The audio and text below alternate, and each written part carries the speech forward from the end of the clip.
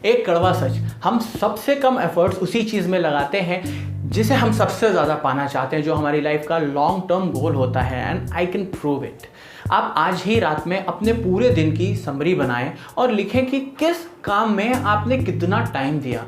Social media scrolling and trolling, gossiping, reading, exercise, आप जो भी करते हैं वो सब लिखिए। अब ये देखिए कि इनमें से कितने ऐसे काम हैं जो आपको आपके लॉन्ग टर्म गोल से कनेक्ट करते हैं, जो आपके गोल की तरफ आपको लेकर जाते हैं। आपको हैरानी होगी कि आप अपने पूरे दिन में 80% से ज़्यादा समय वेस्ट कर देते हैं और वो बचा हुआ बेचारा 20% ही है जिस पर आपकी लाइफ का 80% डिपेंड होता है, जिस पर आप ध्यान नहीं दे रहे होते हैं। Procrastination, less interesting yet important task को टालना, अपना टाइम ऐसी चीज़ों के बारे में सोचने में वेस्ट करना जिनका कोई अर्थ नहीं है, जो बेसिकली इररेलेवेंट हैं। ये हैबिट्स हम सबको कामयाबी से कोसों दूर ले जाती हैं। लेकिन मैंने आपके लिए एक बहुत ही आसान सा फॉर्मूला डेवलप किया है जिसकी सिंप्लिसिटी और इफेक्टिवनेस इसे बनाती है the best success formula ever. ये आपको हर वक्त आपके गोल्स के करीब ले जाएगा, पर उसके लिए आपको इस वीडियो को पूरा देखना होगा।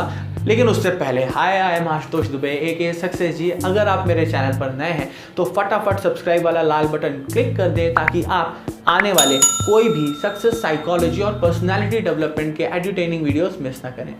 So the name of the best success formula is decide, and here D stands for dispose और डिटैच।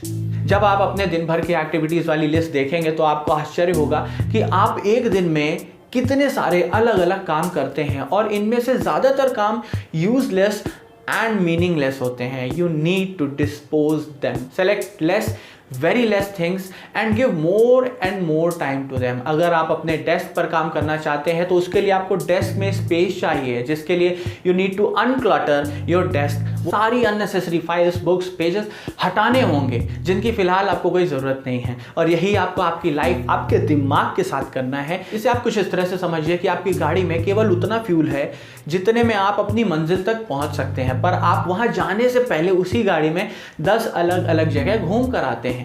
क्या बचा हुआ फ्यूल आपको आपकी डेस्टिनेशन तक पहुंचा पाएगा? नहीं, आपकी गाड़ी बीच रास्ते में ही बंद हो जाएगी, क्योंकि आपने अपना ज़्यादातर फ्यूल फालतू की चीज़ों में वेस्ट कर दिया था। गाड़ी आप हैं, डेस्टिनेशन आपकी कामयाबी और फ्यूल आपका टाइम एंड एफर्ट्स हैं। Now E stands for expose। After disposing the wasteful activities, अगला कदम होगा उन एक्टिविटीज़ में टाइम और एफर्ट्स देना जो ज़रूरी हैं, जिसके लिए आपको उन ज़रूरी एक्टिविटीज़ को खुद के सामने प्लेस करना होगा। फॉर एग्जांपल, जब मैंने अपने पूरे दिन की एक्टिविटीज़ वाली लिस्ट बनाई तो देखा कि शाम में जिम से लौटने के बाद मैं काफ़ी देर तक सोशल मीडिया में एक्टिव रहता था, simply scrolling and checking stupid stuff. जब फ़ोन सामने होगा तो किसी भी नोटिफिकेशन पर आपको उसे चेक करना एक ज़रूरी काम जैसा महसूस होता है। सो मैंने एक नई आदत बनाई जिसमें जिम से आने के बाद मैं अपने फ़ोन को दूसरे रूम में चार्जिंग में लगा देता हूँ और अपने डेस्क पर वो बुक सामने रखता हूँ, यानी ठीक मेरे सामने, जिसे मैं पढ़ रहा होता हूँ या जिसे मैं पढ़ना चाहता हूँ। और हर दिन का target reading at least 20 pages of non fiction. Trust me, it's working like a magic. यहाँ जो सबसे ज़रूरी बात है वो ये है कि आपको ज़रूरी चीज़ों को ठीक सामने विद इन रीच रखना है, यानी उन्हें खुद से एक्सपोज करना है। साइकोलॉजी बताती है कि हम उस काम को पहले करते हैं जो हमारी रीच में होता है। अगर वही बुक किसी अलमीरा या दूसरे रूम में होगी तो शायद मैं आलस कर जाऊँ। And then C stands for control. केवल अच्छी एक्टिविटीज़ को एक्सपोज करना काफ़ी नहीं है, आपको टाइम वेस्टिंग एक्टिविटीज़ में वापस ना फंसने के लिए खुद को कंट्रोल करना होगा। ज़रूरी काम को करने के लिए आप गैर ज़रूरी काम में बहुत ज़्यादा टाइम वेस्ट ना करें, इसका ध्यान देना होगा। ऐसा करने के लिए 2 बहुत ही इफेक्टिव टेक्निक्स हैं। Number 1, make it tougher. ये एक्सपोज का ठीक अपोजिट है। सपोज अगर आप सोते हैं और सोते वक्त मोबाइल में घंटों स्क्रॉल करते रह जाते हैं और सुबह उठकर वापस यही करते हैं, तो बेड पे जाने से पहले अपना सेल फोन कहीं और रख दें। अगर आप जंक फूड छोड़ना चाहते हैं तो उसे खरीदें ही नहीं, और जब आपको क्रेविंग्स होगी तो आपको उठकर मार्केट जाना पड़ेगा, आपको एफर्ट्स लगाने पड़ेंगे। और जब हम किसी काम में एफर्ट्स लगाते हैं, आपको कॉन्शियसली एफर्ट देना पड़ता है, तो चांसेस हैं कि आप वो काम करेंगे ही नहीं। दूसरा, आस्क योरसेल्फ व्हाई, क्यों। जब आप खुद से वाई पूछते हैं तब आपका कॉन्शियस माइंड आपको ऐसा क्यों नहीं करना चाहिए इस बात पर भाषण देगा, एंड मोस्ट प्रोबेबली आप उस आइडिया को ड्रॉप कर देंगे। Here I stands for ikigai. Simple भाषा में कहूं तो integrate your 4 things, your mission, your passion, your vocation and profession. एक सक्सेसफुल लाइफ जीने के लिए आपका अपने काम से खुश रहना सबसे ज़्यादा महत्वपूर्ण है। सपोज आप जो काम करते हैं उसमें पैसा तो है पर सेटिस्फैक्शन नहीं है। आपको ऐसा लगता है कि आपकी लाइफ आपकी अपनी नहीं, आपकी कंपनी के लिए है। आप रात में सोते इसलिए हैं ताकि सुबह उठकर अपनी कंपनी के लिए फिर से काम कर सकें। ये पैसा सक्सेस नहीं है। You need to find your mission and passion. आप हमेशा से जो करना चाहते थे, ऐसा काम जिससे आपको खुशी मिले, जिसकी लोगों को भी नीड हो। जैसे एक म्यूजिशियन के लिए अच्छा म्यूजिक कंपोज करना, उसमें वोकेशन जोड़िए, यानी जिससे आपको पैसा भी मिल सके। उसमें मेहनत करिए ताकि आप उसमें दूसरों से बेहतर हो सकें और आप उसे अपना प्रोफेशन बना सकें। खुशहाल और सफल जीवन जीने के लिए और इकिगाई डिटेल में समझने के लिए सक्सेस जी का इकिगाई वाला वीडियो जरूर देखें। लिंक डिस्क्रिप्शन और आई बटन पर दिया हुआ है। D stands for do.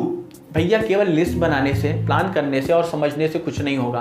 Peter Drucker कहते हैं कि plans are only good intentions unless they immediately degenerate into hard work. अर्थात योजनाएं केवल अच्छे इरादे हैं जब तक कि वे तुरंत कड़ी मेहनत में बदल नहीं जाए। तो सफलता पाने के इरादे से अब तक जो भी प्लान किया है, बिना देरी किए उस पर काम करना शुरू कर दें।